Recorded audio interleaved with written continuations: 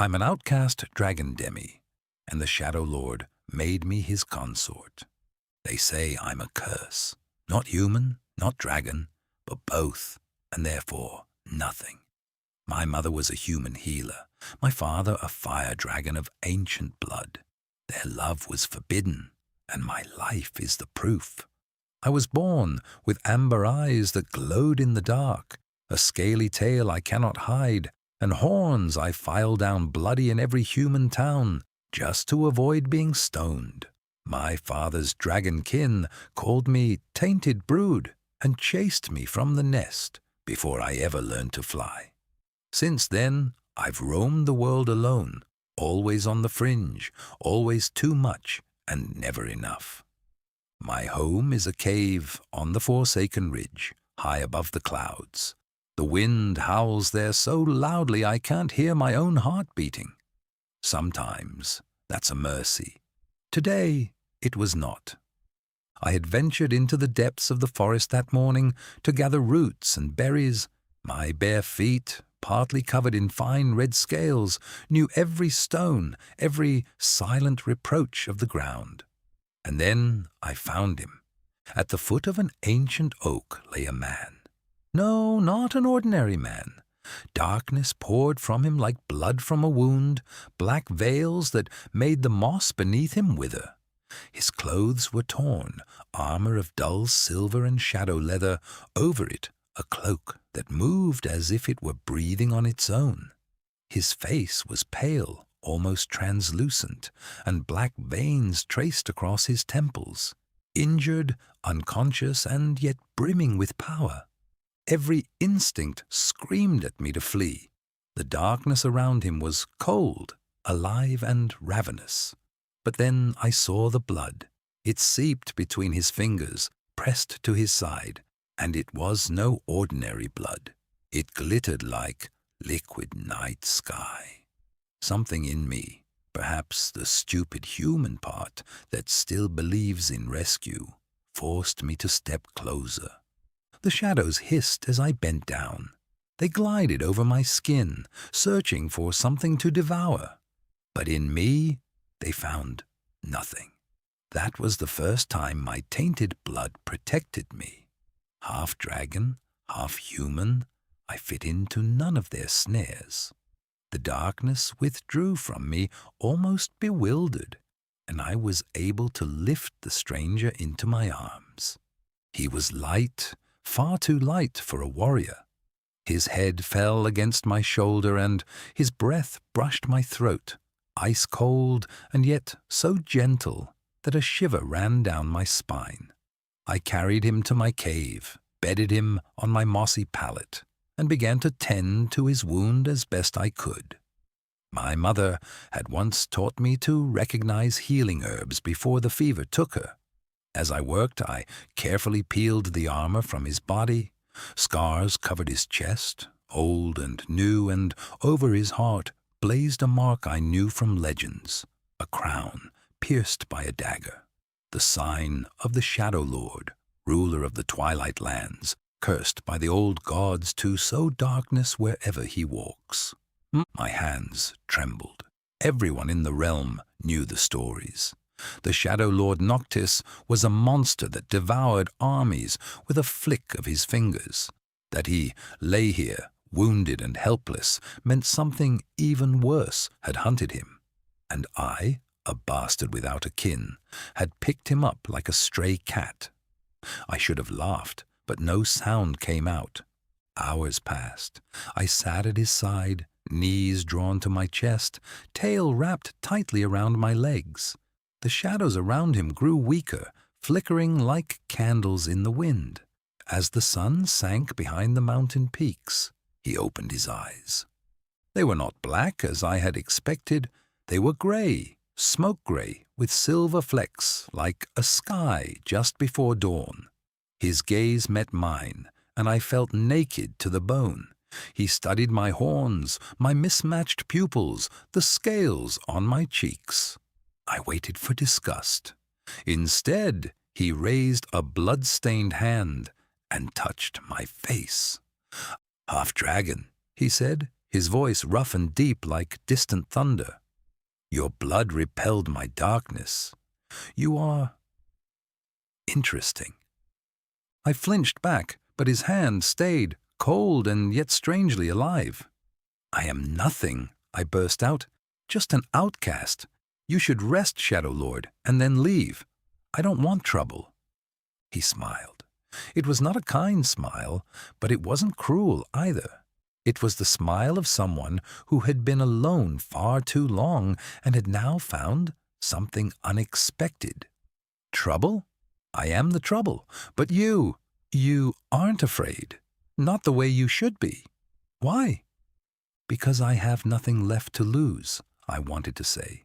Because the world has already cast me out, and even a Shadow Lord can't take more from me than has already been taken. But I stayed silent. The next few days, Noctis stayed. He gave me his name as if it were a treasure, and I gave him mine. Kael, a simple dragon word for spark. My mother gave it to me because my eyes glowed when I was born. Noctis spoke it as if it were a prayer. We talked much in that drafty cave. He told me of the Twilight Land, of the weight of his curse, of the loneliness that was worse than any wound. I told him of the day of my banishment, how my father looked at me as if I were an abomination and pushed me from the cliff nest, how I learned, in falling, to spread my half-grown wings and still never get high enough. Noctis listened without pity, only with that smoke-grey gaze that pierced right through me. And one night, as the rain lashed against the cave entrance, he kissed me. His lips tasted of ash and starlight. My hands clawed into his cloak, my tail thrashed uncontrollably against the stone floor. I had never kissed anyone. I had never believed anyone would ever want to kiss me. But Noctis held me as if I were fragile, and yet the most precious thing he had ever found. You are not a curse, Kael, he whispered against my mouth. You are a miracle, half fire, half human. The darkness cannot grasp you, and the light does not understand you. But I see you. I see all of you. I wept, I think. It was the first time in years that water rose in my eyes, not from anger or pain, but because someone saw me. My scales, my horns, my ugly, unconcealable tail, and he found all of it beautiful. But fate does not grant bastards a quiet happiness. On the 5th day, the sky above the ridge did not darken from Noctis's magic. Massive wings whipped the air. My blood froze as I smelled the familiar scent of ash and wrath. My father's dragon kin had found me, and they had scented the Shadow Lord. They came with fire.